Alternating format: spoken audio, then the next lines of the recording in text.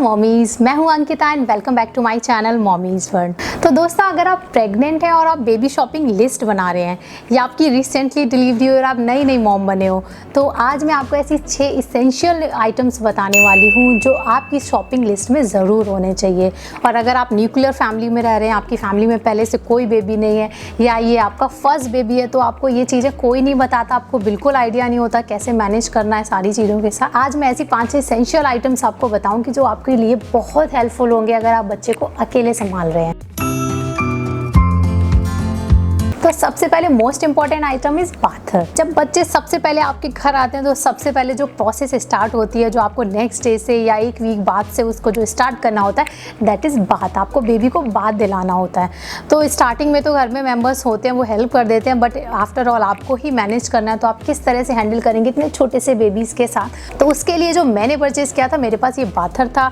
मैंने first month से ही समायरा को खुद ही बाथ दिलानी स्टार्ट कर दी थी। तो बहुत ईजी होता है। मैं इमेजिन भी नहीं कर सकती थी कि न्यूबॉर्न बेबी को बाथ दिलाना इतना इजी हो सकता है, या मैं खुद बाथ दिला सकती हूँ। इतना डर लगता है, इतने नाजुक से होते हैं बच्चे, आपको उनको गोद में लेने में भी डर लगता है। तो मैं इमेजिन भी नहीं कर सकती थी कि इतना इजी हो जाएगा बाथ दिलाना। आप इस पिक्चर में देख भी सकते हैं, मैंने बहुत इनिशियल स्टेज में उसको बाथ दिलाना स्टार्ट कर दिया था और वो बहुत अच्छे से एंजॉय भी करती थी मेरे साथ। सेकेंड मोस्ट इंपॉर्टेंट आइटम आता है दिस नेल क्लिपर। इतनी छोटी छोटी सी फिंगर्स होती हैं, उसमें छोटे छोटे से नेल्स होते हैं और नेल कटिंग करना is really a hard job. जैसे हमारा नेल क्लिपर होता है, उसी तरह से एक मेरे पास छोटा सा बच्चों वाला नेल कटर मेरी मदर इन लॉ ने लेके दिया था। बट मैं हमेशा वेट करती थी जब भी घर में कोई बड़ा आएगा वही नेल काटेगा, बिकॉज मुझे बहुत डर लगता था। तो जब मुझे इस नेल क्लिपर के बारे में मेरी एक फ्रेंड ने सजेस्ट किया, इतना इजी है इससे नेल कटिंग करना। जैसे बोलते हैं बच्चे सो जाएं तब उसको नेल कटिंग करो, बच्चे हिलते डुलते कम है, बट कोई फ़र्क नहीं पड़ता अगर आप ये सीज़र यूज़ कर रहे हैं नेल कटिंग के लिए। खेलते चलते फिरते कूदते कैसे भी आप नेल कटिंग कर लो, बहुत ईजी होता है। तो अब जैसे 1.5 ईयर्स की समायरा हो चुकी है, मैं आज भी यही यूज़ करती हूँ और मुझे लगता है ये आगे भी बहुत ज़्यादा यूज़ होने वाला आइटम है। तो आपकी शॉपिंग लिस्ट में नंबर 2 पे ये आइटम होना चाहिए। And number 3 item is this knows cleaner bulb. बच्चे छोटे होते हैं और उनको बार बार कोल्ड होता है।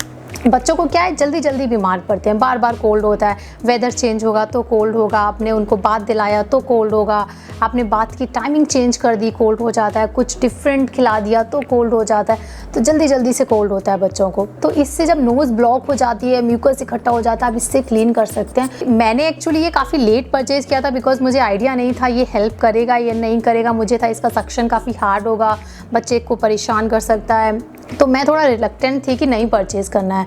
बट जब मैंने इसको परचेज़ किया तो बिलीव ही, मुझे लगा मैंने इतना लेट क्यों किया, यह इतना हेल्पफुल है। बिल्कुल बच्चे को प्रॉब्लम नहीं होती है, बहुत ईजिली करा लेते हैं, बहुत हेल्पफुल है। इनफैक्ट आपको डॉक्टर भी रिकमेंड करेंगे कि आप इससे नोज़ क्लीन कर सकते हो। तो next item is this mosquito repellent. ये फैब्रिक रोल ऑन रेपेलेंट है, क्योंकि स्मॉल बेबीज़ के लिए डॉक्टर आपको सजेस्ट नहीं करते कोई भी आप मॉर्टीन कोयल या जिससे स्मोक निकलता है, या आप गुड नाइट वगैरह नहीं लगा सकते, बिकॉज उससे बहुत हार्मफुल केमिकल्स होते हैं और उसकी स्मेल बहुत ज़्यादा हार्मफुल होती है बेबीज़ के लिए। तो सोते हुए बच्चों के रूम में गुड नाइट वगैरह या स्मोक वाली चीज़ें, मॉस्किटो रेपेलेंट लगाना, इट्स रियली डेंजरस।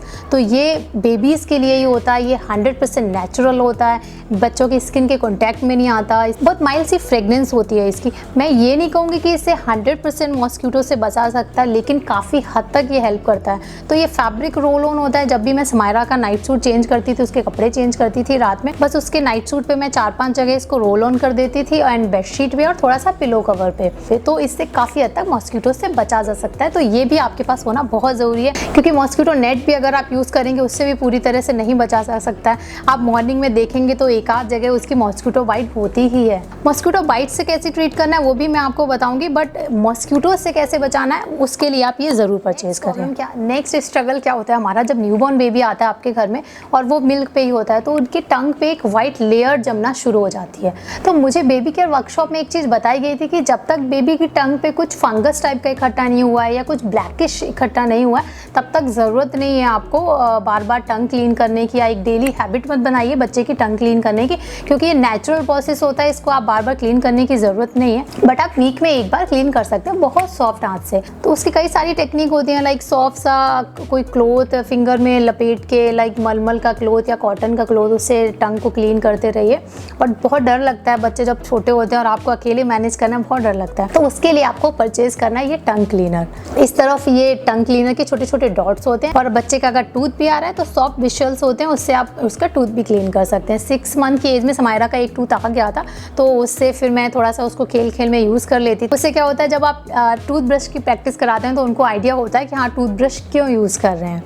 एंड बहुत सिंपल है, इसमें कुछ नहीं करना होता है, बस आपको फिंगर में इंसर्ट करना होता है और बस आपको बच्चे के माउथ में इंसर्ट करा के सॉफ्टली टंग क्लीन करना होता है एंड आप टूथ क्लीन कर सकते हैं इस साइड से। तो ये आपके लिए भी मस्ट हैव होना चाहिए। तो अपनी शॉपिंग लिस्ट में आप फटाफट से इसको भी ऐड कर लीजिए। And last essential item is dry sheet. तो न्यूबॉर्न बेबी होते हैं, एक दिन में 10-15 बार या उससे ज़्यादा भी सूसू कर सकते हैं, तो आपके पास एक ड्राई शीट ज़रूर होनी चाहिए मैट्रेस प्रोटेक्ट करने के लिए अपने। तो मेरे पास हर एज के लिए मैट्रेस प्रोटेक्टर थे। ये एक तरफ से बहुत सॉफ्ट होता है, लाइक अगर आपका बेबी विंटर बॉर्न भी है, लाइक समायरा जैसे दिसंबर बॉर्न थी, तो ये वार्म रहता है, ये ऐसा नहीं है बहुत ठंडा करे बच्चे को, तो इस तरफ से आप बिछा सकते हैं। सेकंड साइड से ये इस तरह से होता है, वाटर प्रूफ रहता है, तो इस तरफ से स्पिलेज की प्रॉब्लम नहीं होती है। तो मैंने ये हर एज के लिए परचेज़ किया हुआ था, लाइक ये मतलब 3-4 मंथ्स के बेबी के लिए परचेज़ किया था, एंड ये 6-7 मंथ्स की थी तब यूज़ होता था, और ये पूरे बेड के लिए, फुल बेड के लिए, बेड के साइज़ के आते हैं।